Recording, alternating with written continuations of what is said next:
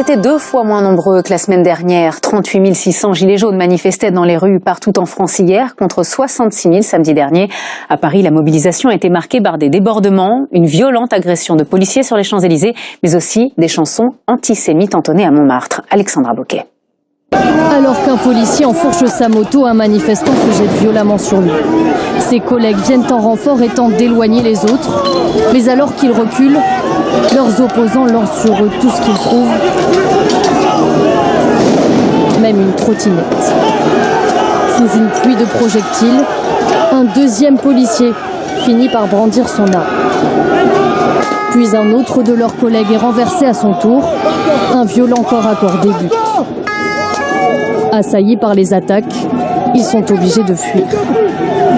Dès hier soir, le ministre de l'Intérieur évoquait une défense légitime de ce policier qui a brandi son arme face à la violence de certains manifestants.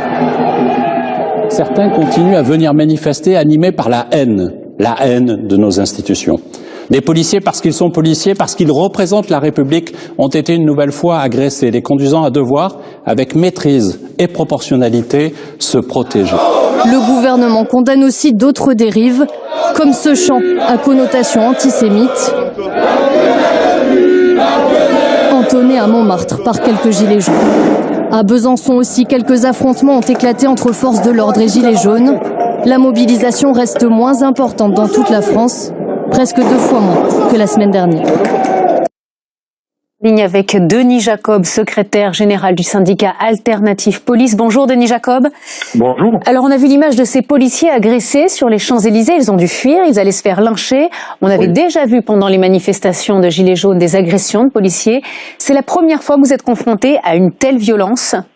Oui, complètement. Un tel niveau de violence, c'est du jamais vu. Et je voudrais encore une fois saluer le sang-froid et le professionnalisme de mes collègues, parce que ça aurait pu se terminer très très mal, tant pour eux que pour ces individus, puisque le ministre le rappelait, mes collègues étaient en état de légitime défense et ils auraient pu utiliser leur arme de service. Ça démontre aujourd'hui d'ailleurs que nous sommes confrontés à un niveau de violence jamais connu. Et moi, officiellement aujourd'hui, je demande solennellement au ministre d'interdire toute future manifestation. Nous n'avons plus affaire à des gens qui viennent revendiquer, nous avons affaire à des délinquants, à des voyous. Ils veulent s'en prendre physiquement aux policiers, quitte à les tuer. Et aujourd'hui, on vit et on subit les conséquences de manifestations que l'on a politiquement acceptées depuis 1 mois et demi, alors qu'elles sont illégales, sans déclaration, non organisées, non préparées, sans véritablement de tête. Et donc on ne peut plus continuer comme ça. Et moi j'en appelle au ministre pour que ce soit désormais interdit.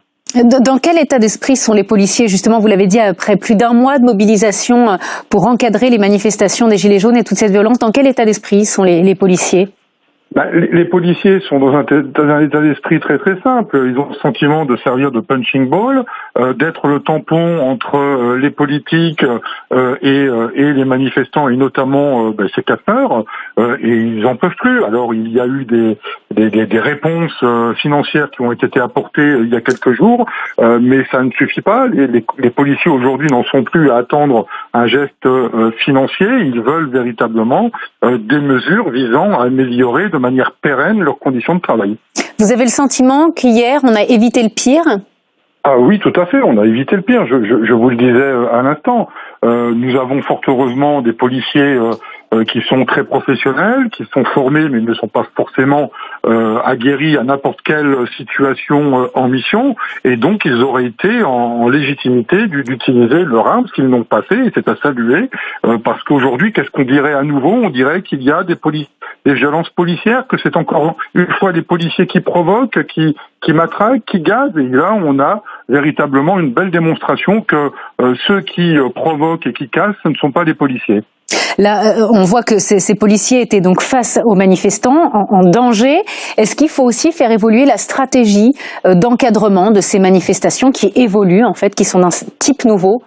Oui, bien évidemment. Je l'avais d'ailleurs souligné dès la première manifestation, le 24 novembre, où on avait commencé à avoir un certain changement dans la manifestation. On avait eu des prémices d'ailleurs lors des manifestations contre la loi travail en 2016, et j'avais alerté le 24 novembre, au soir du 24 novembre, de la nécessité d'adapter la stratégie du maintien de l'ordre, ce qui a été fait après malheureusement les incidents qu'on a connus au soir du 1er décembre. Oui, on a de nouvelles pratiques de manifestations, si on peut appeler ça des manifestations, pour lesquelles nous devons nous adapter et réorganiser la stratégie du maintien de l'ordre. Alors on a une stratégie classique de maintien de l'ordre qu'il faut continuer à avoir, notamment quand il s'agit de manifestations sociales organisées, encadrées par les syndicats. Je rappelle que les syndicats, quand ils font une manifestation, ils ont au sein de leur cortège leur propre service d'ordre, en plus des services de police qui encadrent autour. Si on doit avoir affaire à une nouvelle sorte de rassemblement ou une manifestation comme on a connu ces dernières semaines, il faut s'adapter. Mais je rappelle que ce qui s'est passé depuis 1 mois et demi, ce sont des rassemblements et des manifestations illégaux qui ont été acceptés pour essayer d'apaiser, essayer de trouver une porte de sortie.